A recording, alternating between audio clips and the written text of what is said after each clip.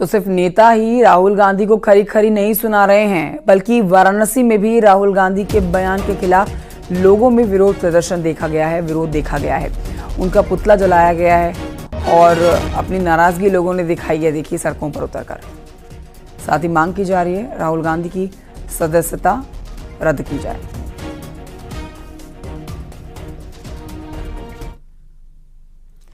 संसद में दिए राहुल गांधी के बयान पर हिंदू संतों में काफी नाराजगी है, सुनिए। 99 सीटें हैं और कोई भी हिंदू धर्माचार्य कांग्रेस की टिकट पे नहीं लड़ रहा है और ना ही एक थे वो, उनको भी उन्होंने अपनी पार्टी से निकाल दिया। खैर इस बात से मुझे कोई मतलब नहीं, उनकी पार्टी है, वो कुछ भी कहें। पर एक बात मैं बता देना चाहता हूं, हिंदू कभी भी हिंसक नहीं होता है, हिंदू धर्म रक्षक होता है। कांग्रेस के वरिष्ठ नेता राहुल गांधी ने हिंदुओं के बारे में हिंसक कहा, ये दुखद है, अति निंदनीय है। इसका निंदा करते हैं और घोर विरोध करते हैं कि राहुल गांधी माफी मांगो, क्योंकि बहुसंख्यक समाज के देश में, हिंदुओं के देश में और देश के उस मंदिर में हिंदुओं के साथ ही अपमान करना, हिंदुओं को ही हिंसक कहना, ये दुखद है, अति निंदनीय है। मैं कदापि नहीं झुकने वाला हूँ, ना रुकने वाला हूँ, ना टिकने वाला हूँ। मैं अडिग हूँ, मैं कभी डिगने वाला नहीं हूँ। मैं अडिग हूँ और मैं यह संवाद पूरी दुनिया को, पूरी दुनिया के सनातनियों को, पूरे देश के सनातनियों को देना चाहूँगा कि समय है, अभी भी जग जाओ, समय है, अभी भी सचेत हो जाओ, समय है, अभी भी सजग हो जाओ, समय है, अभी भी अपने नेतृत्व को पहचानो।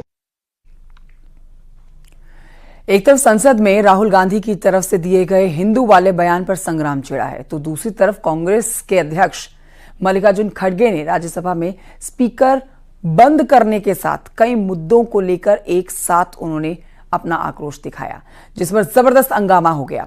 आपको दिखाते हैं पूरी रिपोर्ट, कैसे पेपर लीक से अग्निवीर के मुद्दे पर विपक्ष ने सरकार को घेरने की कोशिश की है। वाजपेयी के जैसे नेता अगर होते तो ये नौबत नहीं आती थी। मंगलसूत्र, भैंस लेना, जमीन लेना और लोग मुजरा, ऐसे शब्द नहीं आते थे।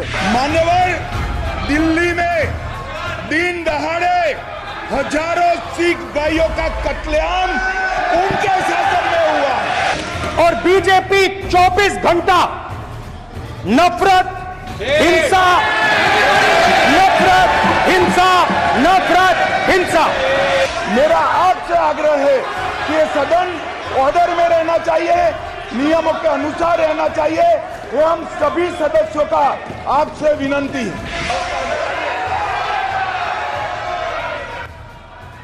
ये सत्र हंगामेदार है, जोरदार है, असरदार है। ये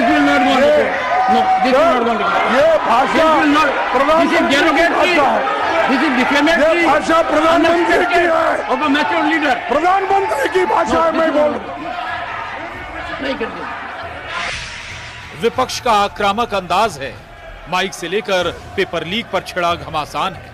इस सत्र में सियासी संग्राम है।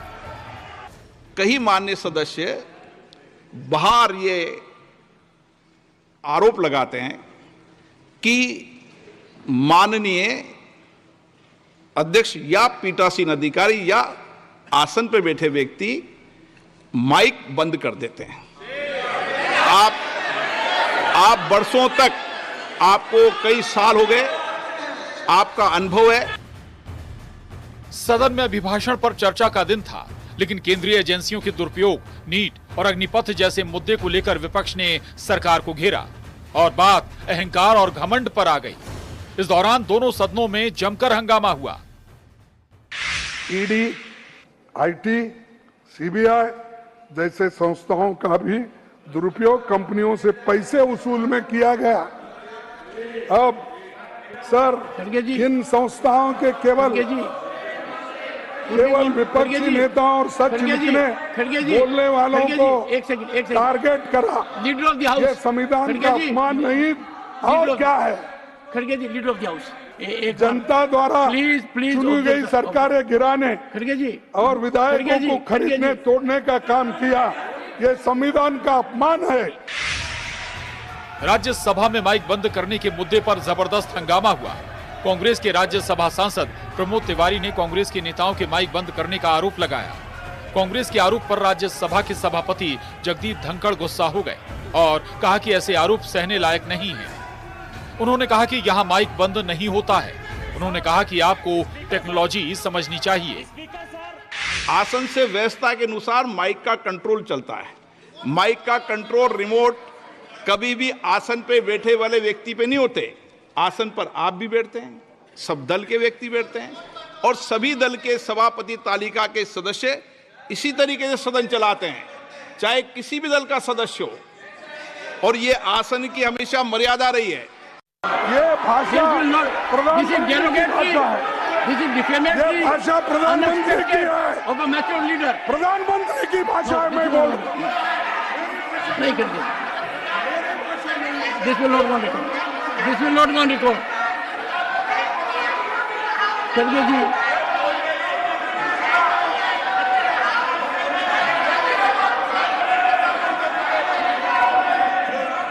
खड़गे जी, खड़गे जी,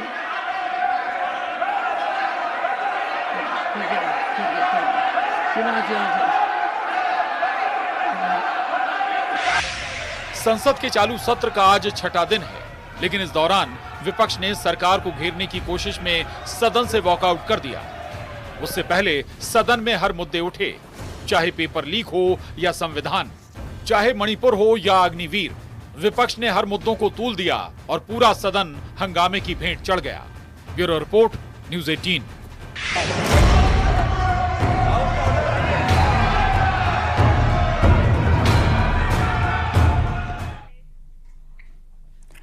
इंडिया गठबंधन में कांग्रेस और अन्य सभी पार्टियां जानती हैं कि अगर डिप्टी स्पीकर के लिए चुनाव हुआ तो उनकी हार तय है। इसके बावजूद तो अवधेश प्रसाद को बतौर उम्मीदवार पेश कर रहे हैं ताकि बीजेपी को पसोपेश में डाल सकें। साथ ही विपक्ष की रणनीति अयोध्या के बहाने अपनी राजनीति चमकाने की भी है, क्योंकि जिस फैजाबाद के सांसद को डिप्टी स्पीकर के लिए आगे किया जा रहा है वो अवधेश प्रसाद दलित समुदाय से आते हैं। देखिए रिपोर्ट।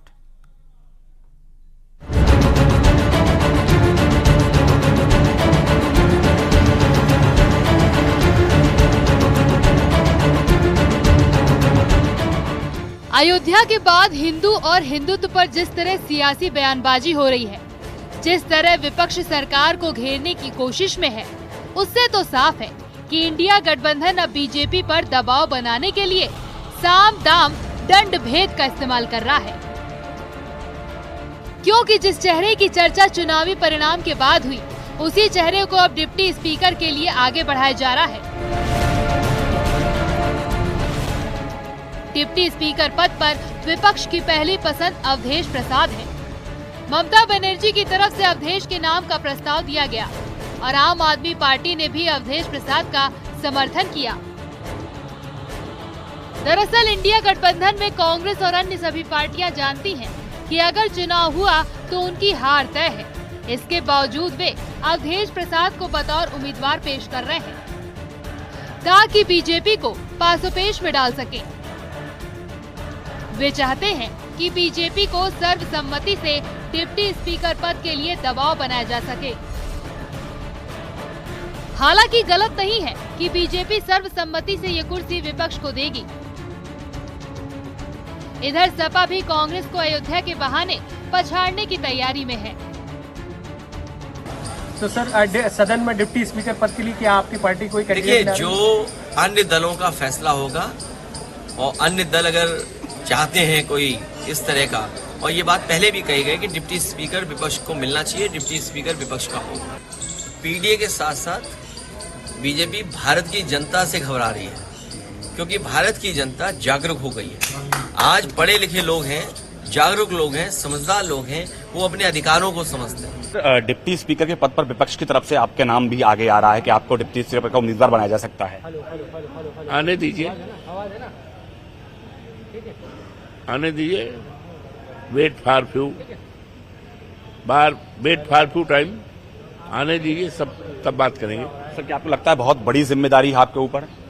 हम तो हमेशा जिम्मेदारियों का निर्वहन किया है। जिस तरह लोकसभा चुनाव में बीजेपी ने अयोध्या का मुद्दा उठाया था, कुछ उसी तरह चुनाव परिणाम के बाद इंडिया गठबंधन अयोध्या के जरिए सियासी संदेश देने की कोशिश में है, क्योंकि अवधेश प्रसाद अयोध्या की फैजाबाद लोकसभा सीट पर करीब 50,000 वोट से जीत दर्ज किए हैं और विपक्ष उनके जरिए नया प्लान तैयार कर रहा है। देश की जनता ने और धर्म की राजनीति को नकार दिया है और इसका उदाहरण, जीता जागता उदाहरण हमारे जहां से हम जीत के आए हैं अयोध्या से, तो वहां की जनता ने पूरी तरह से इस बात को नकार दिया है कि अब देश में धर्म की राजनीति नहीं चलेगी।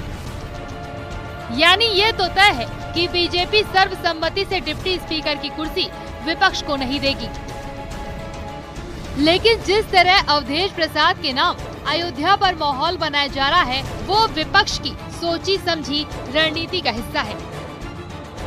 Bureau report, news 18।